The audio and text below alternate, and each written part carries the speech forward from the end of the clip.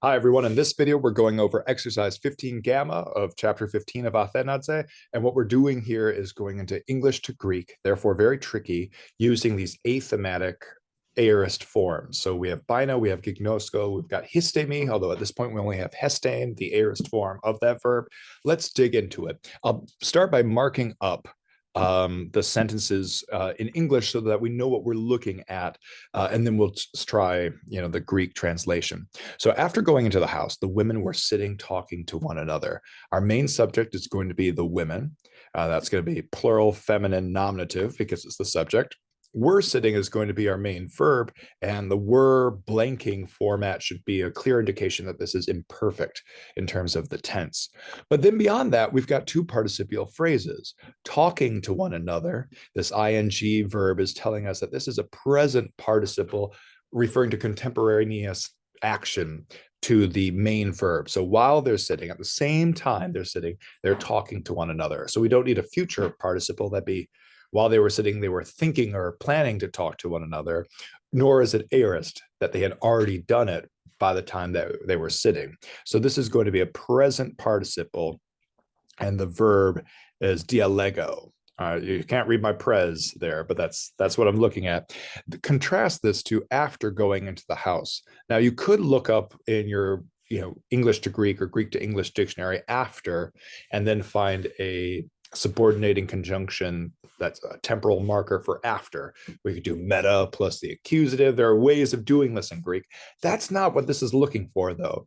This is looking for aorist participle, because what we're trying to do is give the context in which the women are doing this main action. We're sitting, and it's after they went into the house. So going here, as it's being presented, there are various ways that you could translate this accurately and precisely. This is one of them. So as a general rule of thumb with these circumstantial participial phrases, if you have an aorist tense, you might do having blanked or having been blanked if it's passive. That's a voice we haven't gotten to yet. But what we have here is after going into the house. This after is nice finesse from the translator, or we need to offer that kind of finesse to bring it to a proper translation. All right, so let's get into it. After going into the house.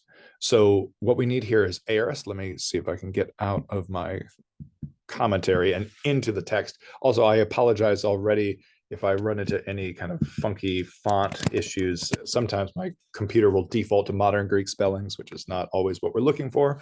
So we want the verb go into. Now, there are many verbs for going. We've learned that. But in this chapter, we're focused on these athematic aorists. So what they're looking for is bino here. Bino is our main verb, but our aorist form is ebein. But remember that ebein, that third principal part, is conjugated and it is past indicative. That's why we have the augment. So we can delete the augment, and then we can also remove the secondary first person singular active ending of new. Remember, new saw blank, or new sigma blank, men te san are the endings that we're going to see for these athematic aorists. We're left then with just bay. But this isn't just going, this is going into. And we've seen how bino and other verbs often get packaged, and we see here with a prepositional prefix. So in this case, we're looking at ace. So, and remember, Greek can be a bit, there's the autocorrect there, capitalizing this, and then also giving me a final sigma. I wanted this sigma. There we go, ace bay. That's what we're looking at to build these forms. And also what I was going to say is, remember in Greek, there's no problem with gratuitousness. If there's a prefix on the verb, you might also have that same preposition later on in the sentence. Not always, but often. So what we're looking for is ace bay plus our our participial endings. This needs to be feminine, and it needs to be plural, and it needs to be nominative in order to agree with women. So if these were men, we would simply do our new tau third declension endings. We'd have ace bantes, having walked in. But these aren't male figures, they're female figures that we're looking at. So what we're going to have is our as asa on sort of ending. And what we will have is asa in the singular, but asai in the plural. This is a situation where this is a long alpha on the stem. It's not the eta, it's an alpha here, but the accent can't recede beyond the verb. The prefix cannot be touched. If there was an augment, the augment could receive the accent, but here we're going to need to put an accent on this long alpha. Recall that alpha iota, the final diphthong here, is short for the purposes of accentuation. This means we have to have an accent on the penult, a long penult preceding for the purposes of accent, short final. There's only one accent we can use here. It's the circumflex. So eis basai, the feminine plural things having walked into, having gone into. And now we need to say into the house. So we got options here. Let's make it masculine second declension here, oikos, and therefore oikon, but you could just as easily do tain oikion, the feminine version of house, but we're just going to have one, but either one, whichever floats your boat. All right, after going into the house, that's our beginning. The women, so these are definite women. They need a definite article, hi, and then we'll recall that gune is our kind of somewhat inscrutable nominative singular, but gunaik is our stem, and that's what we're going to build this off of. The accent wants to fall on the diphthong, so we get a circumflex here, hi gunaikes. Third declension feminine noun. We're sitting, and as I was saying before, this has to be imperfect. So we need the sit verb, which is kathidzo. That's our first principal part. That's present tense, but that's, of course, as we know, also our imperfect tense can be built off of the first principal part. But what do we need to do to that first principal part? Well, it's past, it's indicative. We have to add the augment. Kappa is a initial consonant, nothing tricky there, just drop an epsilon, smooth breathing in front. Now we need third person plural, thematic secondary ending. Happens to be the same as the first person singular, ekathidzon. All right, so that's where the accent had been. But recall, we are dealing with a conjugated verb here. This is all the stem. The accent can go back as far as it can. That's never before the antepenult. That's what we've got here. So, sorry, wrong vowel. Ekadidzon. The women were sitting. And now we need to say talking to one another. So dialego is our talk to verb. And again, we need present tense here. This is not having talked to another. That would be aorist. This is currently, while they were sitting, talking with one another. So we drop our thematic vowel ending, our first person singular. Now we need the active participle feminine nominative plural form. This, as you'll recall, is usa in the singular or usai in the plural. So note that we had the stem vowel of the athematic aorist show itself here, this alpha or eta, and in the participial forms, it's an alpha, ace basai. Here we have the thematic vowel of the present participial, format asserting itself. We get an O sound and it's lengthened here. And the accent can, because of this final alpha iota diphthong, because it's always short for the purposes of accent, recede all the way back to leg. It could never, for various reasons, go back onto dia, because that's a prepositional kind of attachment. The accent would not recede all that way. But of course, this is a long participle. It can't recede further back than the epsilon in any event. To one another. Now, this is a form that we've recently learned.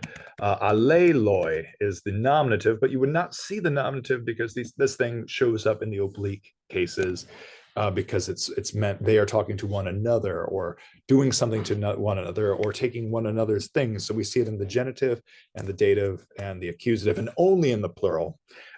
So again, these are women talking, so we need to make this first declension alelais.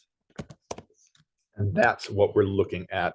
Now, Greek could end the sentence that way, but it would prefer to have the participle second here.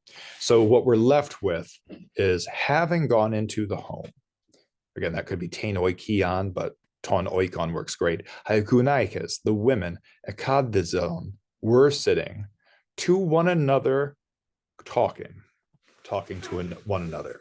That's going to be our translation. Excellent. Next, let me see if I can bring back up my annotations and we'll find a different color here. How about a nice red? All right, I think we're ready. Be silent, boy. Stand up and help me.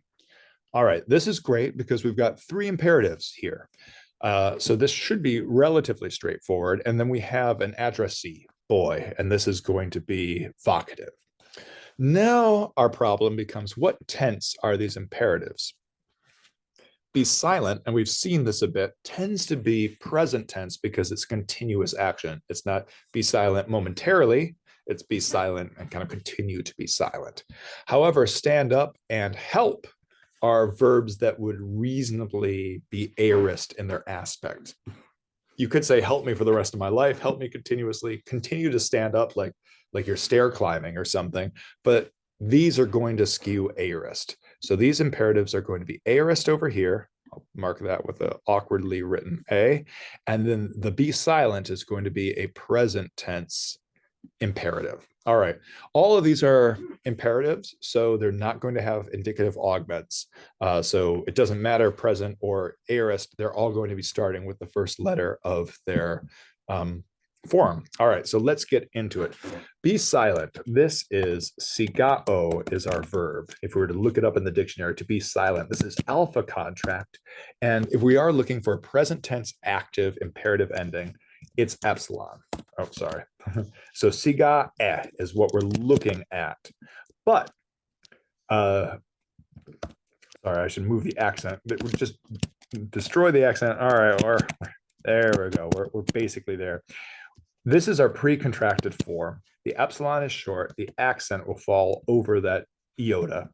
But now we do get contraction. So we have a long alpha here. I can't easily put a macron on the Word document here, but just trust me, it's a long. So therefore, this long iota doesn't get a circumflex. It's just siga. So be silent. And then we would say O with a rough, smooth breathing and circumflex.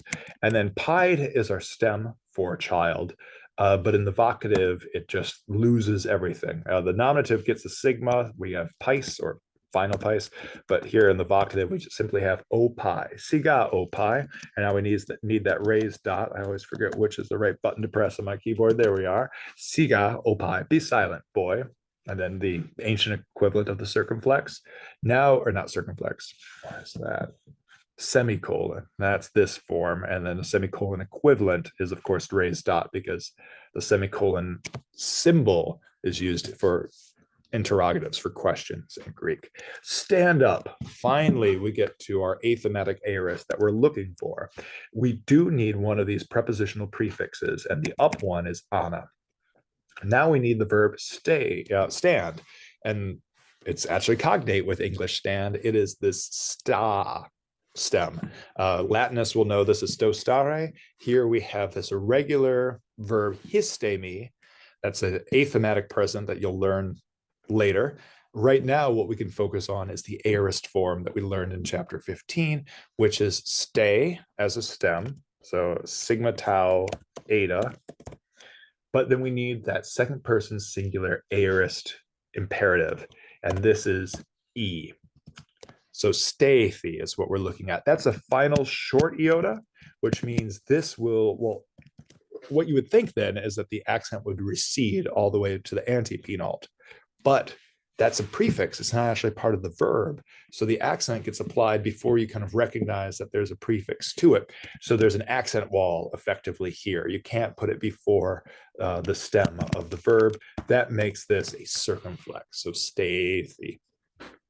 Anasteithi, stand up and help me. All right, so help is going to be boe theo. That is our present tense. And if we want to make this into a future, it'd be boe theso. We see that kind of characteristic lengthening of the stem vowel. It's a contract in the present, but then we get an eta sigma in the future. We also get that in the aorist, where our third principal part, once we adjust for the accent recession, because the final short alpha for the aorist is eboethesa. So that means I helped. But we got to turn this not into a past indicative first person, but a aorist singular second person command. So the past indicative augment drops away. We're in the indicative. We drop our ending, but we do keep our sigmatic stem. Again, assuming that this has helped me one time as opposed to continually help me, for which you would use something very similar to siga, or it would be boethe. Here, what we're looking at is that second person singular form son. So boethe son. So siga opai, be quiet, kid. Anastathi, stand up, and help. But now we need the help me. Again, we could do a final personal pronoun here, moi. This would be